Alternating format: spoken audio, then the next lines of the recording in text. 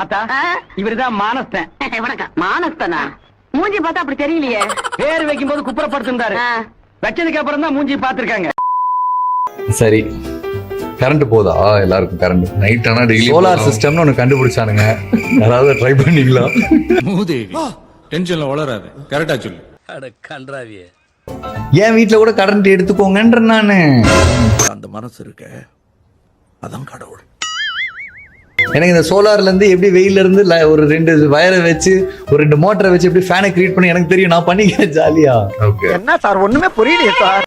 புடிங்கிருப்ப போட போய் ஸ்ட்ராங்கா டீ வாங்கிட்டு போ.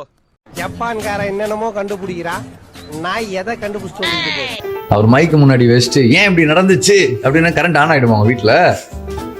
ஆவாது இல்ல, ஏன் கேக்குறீங்க? உங்களுக்கு பதில் வேணுமா? வேணாம்.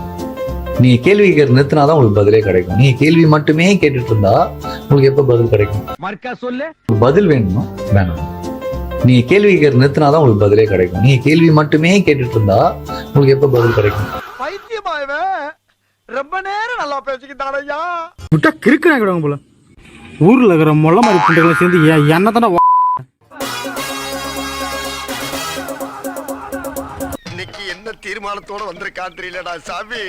நாட்டாமை படத்தில் வரும் பஞ்சாயத்து சீனில் தாத்தா நான் பார்த்தேன்.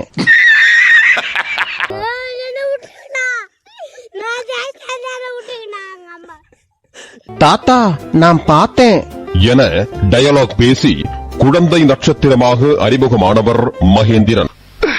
இன்னைக்கு என்னெல்லாம் பண்ண போறாரு. கேள்வி கேட்பது நிறுத்தினால்தான் பதிலே கிடைக்கும் என வில்லங்கமாகவும் வித்தியாசமாகவும் அவர் உருட்டிய உருட்டு என்ன பண்ணுவா? A few moments later. எல்லாருக்கும் வணக்கம். நான் உங்க மகேந்திரன்.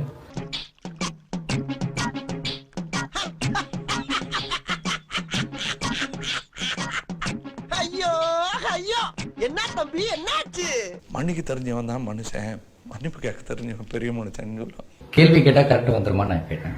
நான் யாரை பார்த்து கேட்டேன் அப்படின்னா, மின்சாரத்தை வச்சு அரசியல் பண்ணுவாங்கல்ல, மக்களுடைய ஃபீலிங்ஸை வச்சு அரசியல் பண்றவங்க, அவங்கள தான் நான் கேட்டேன். இவனுக்கு ஒரு சீட் எடுத்து பாருங்க ஐயா, வெறும் பொய்யா சொல்லிக்கிட்டு தெரியலாம். அதுக்கப்புறம் 6 மாசம் டைம் கொடுங்க, நீங்க கேள்வியே கேட்காதீங்க. நான் ஏன் சொன்னேன் அப்படின்னா, வந்து இப்ப நான் என்ன உங்கள்கிட்ட சொல்றது? அவர் 6 மாசம் டைம் கொடுங்க, கேள்வி மட்டுமே கேட்காதீங்க. அதுவும் வெகு சில பேர், பொதுமக்கள் கிடையாது. நான் என்னமோ உன்னை பெரிய ரவுடியில நினைச்சேன், ஒரே அடியில பொசுக்குன்னு போயிட்டா. அப்புறம் சொன்னா என் வீட்டுல இருந்து கரண்ட் எடுத்துக்கணும். எப்படி என் வீட்டுல இருந்து கரண்ட் எடுத்துப்பாங்க? என் வீட்லயும் கரண்ட் எடுத்தாலும் எடுத்துக்கோங்க. அது எப்படி ஒரு நிமிஷம் டக்குன்னு மாறுறீங்க? நான் இப்படியே இருக்கேன், கஷ்டப்படுறேன், இந்த மக்களா கஷ்டப்படுறேன்னு தான் நான் சொல்ல வந்தேன். டேய் டேய் டேய், இந்த ஆக்ட் குடுக்குற வேலையெல்லாம் என்கிட்ட வச்சுக்காதடா. போடா வீடு போ. போய் சோத்த போய் குழம்பு வச்சு சாப்பிடுங்க, வேலை வெட்டிய பாருங்க. போ போ போடா.